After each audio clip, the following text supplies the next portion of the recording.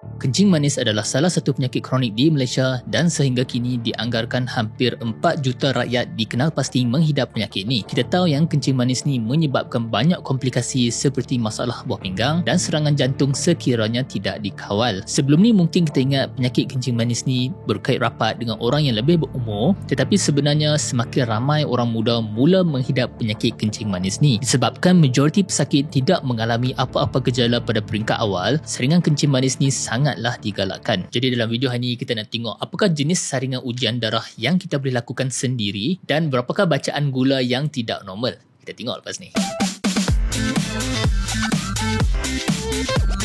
Assalamualaikum guys, what's cracking, back with another video. Okay guys, basically ada 4 jenis cara untuk kita cek gula dalam darah dan setiap ujian ni mempunyai value ataupun nilai normal yang berbeza. Ada yang perlu berpuasa, ada yang tak perlu berpuasa. Jadi cara yang pertama yang kita nak cek gula adalah melalui capillary blood sugar. Ujian jenis ni kita selalu jumpa di klinik ataupun di farmasi, di mana ia menggunakan sebuah alat mesin yang dikenali sebagai glukometer. Alat mesin ni mengukur tahap gula dalam darah menggunakan sampel darah yang diambil di penghujung jari kita menggunakan jarum yang khas. Ujian ni paling sesuai digunakan untuk saringan kencing manis dan ia juga digunakan untuk pemantauan keberkesanan ubat kita. Cara kedua adalah venous plasma glucose ataupun VPG. Perbezaan VPG dan glukometer tadi adalah lokasi darah yang diambil. Bagi VPG seeloknya pesakit perlu berpuasa sekurang-kurangnya 8 jam dan sampel darah akan diambil di bahagian lengan atau urat yang lebih besar berbanding jari tadi. Cara ni akan memberi bacaan gula yang lebih tepat dan kebiasaannya ujian ni terdapat di klinik ataupun di hospital. Cara untuk cek gula yang ketiga adalah melalui ujian HbA1c. Ujian ni banyak digunakan bagi memantau kawalan gula pesakit kencing manis, tetapi ia juga boleh digunakan sebagai confirmatory test. Ujian ni mengukur tahap gula dalam darah secara purata sepanjang 3 bulan sebelumnya. Ujian ni tidak memerlukan anda untuk berpuasa dan sampel darah boleh diambil pada bila-bila masa sahaja. Sebab tu kalau hari ni nak jumpa doktor, kita baru nak start makan ubat, baru nak kawal diet kita, doktor boleh tahu kawalan gula kita 3 bulan yang sebelumnya. Dan cara yang keempat untuk kita cek gula dalam darah adalah minum air gula atau dikenali sebagai OGTT. Ujian ni kita selalu guna dalam kes yang 50-50, di mana keputusan ujian darah pesakit ni antara normal dan tidak normal, kita kata atas pagar lah. Tapi banyak orang cakap minum air gula ni tak sedap dan rasa nak muntah.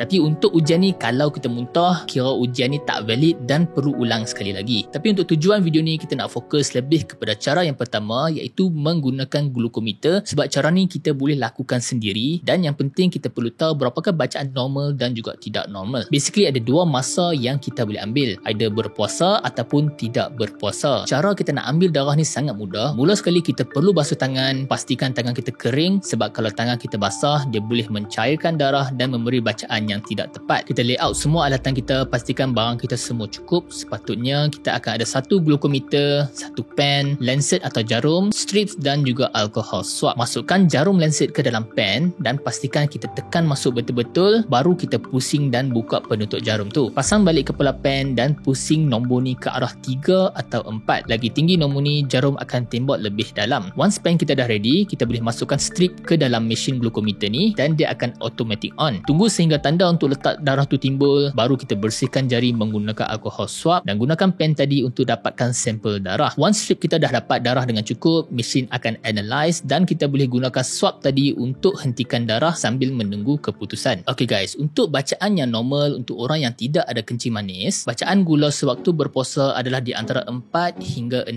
milimol dan bacaan gula selepas makan adalah di bawah 7.8. Ni adalah untuk orang yang normal. Bacaan selepas makan ni perlu diambil sekurang-kurangnya 90 minit selepas makan. Jadi sekiranya bacaan kita melebihi 5.6 untuk berpuasa ataupun 7.8 kalau tak berpuasa, tidak bermakna anda ada kencing manis lagi, tetapi anda perlu berjumpa dengan doktor untuk buat confirmatory test. Untuk orang kencing manis pula, setiap pesakit mempunyai target yang berbeza sedikit mengikut tahap kencing manis mereka dan juga risiko masing-masing, yang ni perlu cek dengan doktor yang merawat. Tetapi generally ia adalah di antara 4.4 hingga 7 milimol untuk berpuasa dan 8.5 ke bawah 90 minit selepas makan. Okay guys, glukometer sekarang pun dah tak semahal dulu. Mesin Sinocare yang saya gunakan hari ni sekitar RM30. Saya akan tinggalkan link di bawah nanti untuk anda yang berminat. Dan kalau anda nak tahu apakah tanda-tanda awal kencing manis, anda boleh tengok video selepas ni. That's the video guys. Saya harap hamba suka konten seperti ini. Kalau hamba dapat apa-apa manfaat daripada video ni, jangan lupa like dan subscribe. Tinggalkan soalan hampa di ruang komen di bawah. Kita jumpa dalam video seterusnya.